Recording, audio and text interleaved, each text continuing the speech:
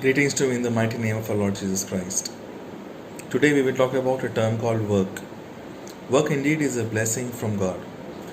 As professionals, we spend way too much time at our workplace. But there are questions which needs answer. Why there are so many workaholics in the church or community? Why there are so many Christians who are successful at the expense of their spouse and children? Why do we struggle to find time for ministry, for prayer, for even scripture reading? But we have way too much time for our work.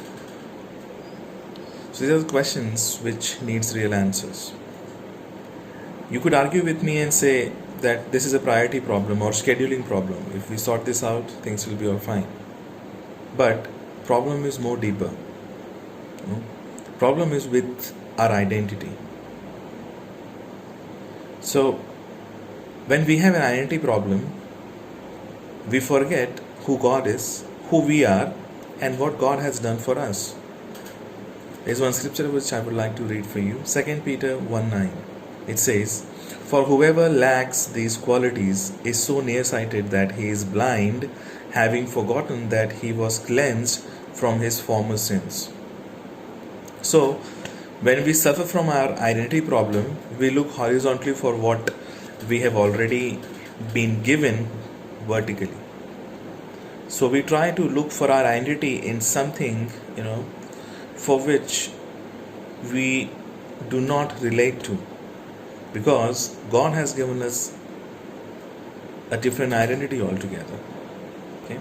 Now, while as we are living in this world, there are three types of enticing or alluring identity that we have to encounter, and we will discover that in our work. Now, what are they? We'll quickly see that. Number one, the identity in achievement and success. The entire world is running like a rat race. They want achievement, they want success. Sometimes people measure you based on how successful you are and what you have achieved in your life. That is number one. Okay. Number two, identity of power and control. The entire world is running after power and control. Everybody wants to control everybody. The countries want to invade the other countries. People, the politicians, and everywhere, for that matter, in all the aspect, in all the field, everybody wants control and power. Okay, that's where they try to find their identity. That how powerful you are, how controlling one can be. It's number two. Number three is identity of wealth and possession. So that defines people's identity when how rich they are, what wealth they gain. So based on how valuable your car is, how big your house is, that's what defines people's identity. But that's not our Christian identity. Okay, that's not our God has given as a model. Okay.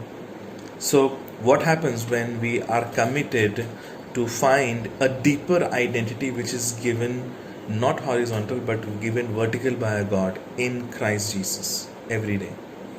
So the biggest achievement in our life will be of not achieving anything what this world has to offer, but achieving something which God wants us to achieve, and thinking about the achievement which God has already achieved for us, the eternal life. God has identified as sons and daughters. We are a part of the biggest and greatest kingdom. We have a way for the kingdom of God. We have a way to heaven. Right? So that is what our identity is.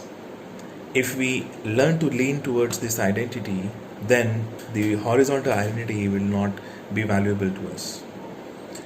We will be completely liberated from our thinking of that control, the wealth, okay, and the success, what we want to achieve, and then we will completely rely on our God, the Father and the Son and the Holy Spirit to guide us and to glorify Him, because that is what we are made for.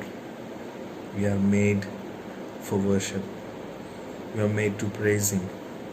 We are not made for a different identity what we or the world is trying to gain.